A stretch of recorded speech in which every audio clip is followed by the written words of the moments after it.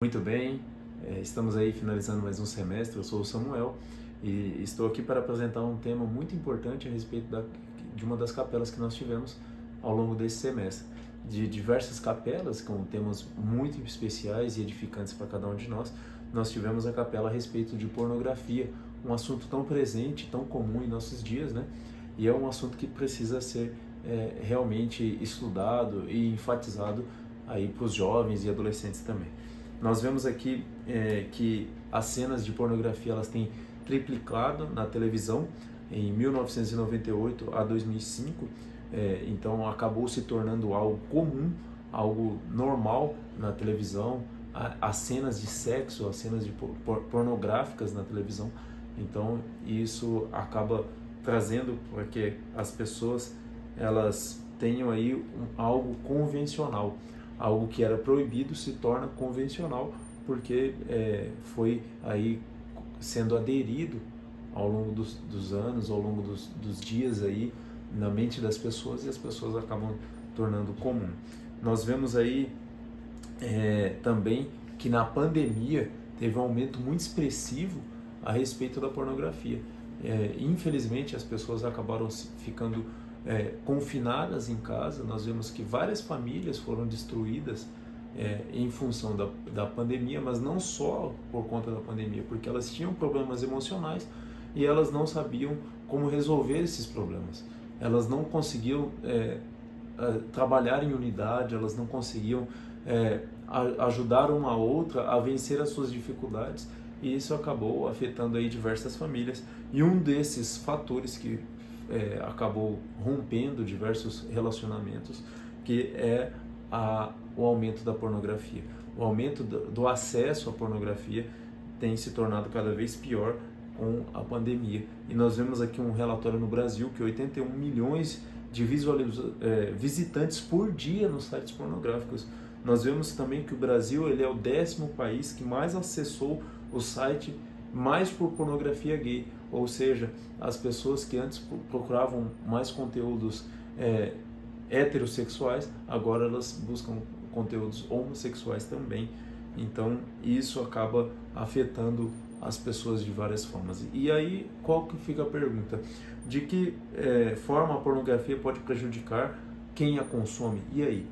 Como que a pornografia ela prejudica? A gente já falou aqui de relacionamentos, de emoções, mas a pornografia ela também afeta o nosso cérebro, as emoções negativas. Nós vemos que há um esfriamento das emoções ali. Então a pornografia ela acaba afetando o cérebro de uma forma como um todo. Nós vemos as alterações cerebrais em função do vício, acaba trazendo um vício, assim como as drogas também trazem o vício, a bebida alcoólica traz um vício, e a pornografia também, por sua vez, traz o vício. E o cérebro ele não diferencia mais a cena da realidade. O vício ele tira a pessoa fora do controle, ela quer aquilo lá a qualquer custo. Então é algo realmente preocupante. Nós conseguimos observar que as pessoas elas buscam muito mais prazer, que é o hormônio, a dopamina, né? Nós vemos que as pessoas elas buscam muito mais o prazer, mas elas querem alcançar isso a qualquer custo. E aí nós vemos as etapas na evolução do vício, como que isso afeta. O comportamento de comportamento baseado em emoções para compulsão. Agora a pessoa ela se torna compulsiva. O uso de risco, apesar das consequências adversas, então ela quer a qualquer custo, ela não mede as consequências, e aí ela acaba perdendo o controle de si, sabe? Que o cérebro, esse é um fator em que o vício ele vem afetando muitas pessoas, e principalmente relacionado à pornografia, que é um assunto tão comum aqui.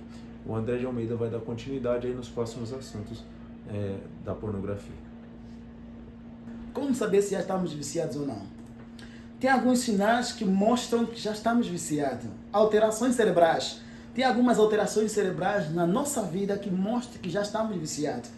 Tem 3 fatores importantes que inibem. As pessoas, infelizmente, já vivem como se fossem anestesiados. Quer dizer, que já não sentem dor, não sentem repulsa, não sentem que estão a cometer o erro. e isso tem trago problemas no nosso dia a dia. Formação de vias de dependência. As pessoas têm formado vias de dependência. Quer dizer, que eles têm usado medicamentos para depender desses mesmos medicamentos, dessas mesmas formas de práticas que não deveria ser feito. São do controle executivo e tomadas de decisões. As pessoas não têm tomado mais as decisões, têm levado tudo isso aqui como se fosse algo normal.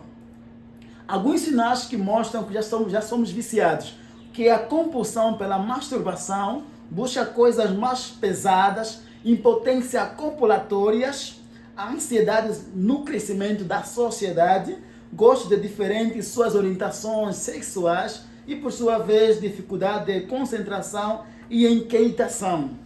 Lapso de memória, remédios que não fazem mais efeito, ejaculação retardada ou ejaculação precoce, diminuição da sensibilidade da peniana e, por sua vez, de clítoris, fim de ereções espontâneas, procrastinação do trabalho e capacidade de atingir as metas finais. Tudo isso aqui são sinais de fatores que mostram que já somos ou que já estamos viciados. Baixa autoestima, a ansiedade tem crescido bastante, frustrações têm levado muita gente a cometer suicídio, a cometer mortes, porque isso tem acarretado a ansiedade, a depressão, porque ele pensa que não vai mais sair disso. E por sua vez as pessoas agora dizem que o que importa é o tamanho. Mas Deus fez cada um de nós tamanhos diferentes, mas tudo isso aqui é com o objetivo de poder saciarmos a parte humana. Mas tudo isso aqui com sua esposa, e infelizmente muita gente já tem levado isso como uma procrastinação. E sinais de consequência do vício, isso afeta mais nos jovens. Tudo isso aqui tem levado diversos problemas, como a haste, como HIV-Sida e outros fatores, outros problemas no nosso dia a dia. É bastante importante aquilo que o médico, aquilo que a gente procura saber de melhor. Essa disfunção eretal causada por pornografia é mais fisiológico em relação ao psicológico. Por sua vez, a gente tem definhado, não temos mais crescido com base a vida natural, a vida normal. Bom, agora estamos aqui finalizando essa parte aí, essa etapa, né? E o que nós precisamos entender é: religião atrapalha ou ajuda na recuperação da pornografia? Nós vemos que quanto maior a religiosidade, menor é o consumo regular e o número de recaídas. Então, consequentemente, a religião vai ajudar você aí a se livrar da pornografia. Nós vemos também agora como parar. Qual é a pergunta que fica entre nós? Nós precisamos primeiro restaurar o sistema de recompensa, aumentando o número de receptores, reiniciar, ou seja, restaurar a sensibilidade do circuito normal de recompensa e religar. Nós precisamos fazer, que é permitir que a rota neurológica para a pornografia enfraqueça por falta de uso, ou seja, quanto menos você usar, mais fácil você vai se desprender ali da pornografia. Nós vemos também como buscar ajuda. Nós precisamos ler e entender o que acontece, nós precisamos acompanhar relatos de pessoas que conseguiram se livrar da pornografia, nós precisamos jogar todo o material pornográfico fora, ou seja, se livrar completamente desse tipo de material, evitar contatos e impulsos masturbatórios, não alimentar fantasias sexuais, sabe? Sair das contas de sites pornográficos, ou seja, então hoje em dia é muito difícil da gente se livrar aí da tecnologia do computador, mas buscar tirar esses sites, né, inibir, bloquear completamente esses sites que estão ali diariamente na sua lista ali de sites acessados. Que a gente precisa também buscar fazer uma atividade física. Isso acaba tirando um pouco da atenção, melhorando o estresse, né? Uma atividade nova, falar com o parceiro, são coisas que nós precisamos realmente buscar aí para se livrar da pornografia. E aqui é uma imagem muito importante para nós, que é: desligue, desvie e mude o foco. Isso vai fazer com que você consiga se livrar aí de forma saudável da pornografia. Está na reta final da nossa programação, da nossa apresentação, o que se sente quando se inicia o processo para a mudança. O que a gente vê em nossa vida se a gente decide mudar. Tem algumas alterações que inibem isso e, por sua vez, ele ajuda, por sua vez, a gente sente a ansiedade, dor de cabeça, insônia, alterações do humor, sentimento de antissocial e outros fatores que a gente pode ver bem aqui. A vontade de testar se pênis ainda funciona e outros fatores mais, porque está no processo de mudar. Então a gente vai sentir algo que está vazio em nossa vida. Mas precisamos continuar, não desistirmos, porque o melhor vai acontecer. O que muda realmente em nosso dia a dia, o que muda realmente em nossas vidas. Muda a percepção das coisas, muda a memória, muda a concentração, muda o vigor físico, clareia a mente, relações com as pessoas fica agora mais aconchegante, mais relacionamento mútuo e segura, mudança positiva na sexualidade. Então todos esses fatores vêm ajudando se a gente pensar, se a gente aceitar mudar. E eu convido você a mudar, se porventura você faz essas práticas, mude. Mas melhor mudar do que continuar nesses fatores assim prejudicial. O que se pode fazer enquanto sociedade. As pessoas, por sua vez, não entendem e se querem mudar, eles procuram mudar sozinhos. E se você tentar mudar sozinho, não vai ajudar muito.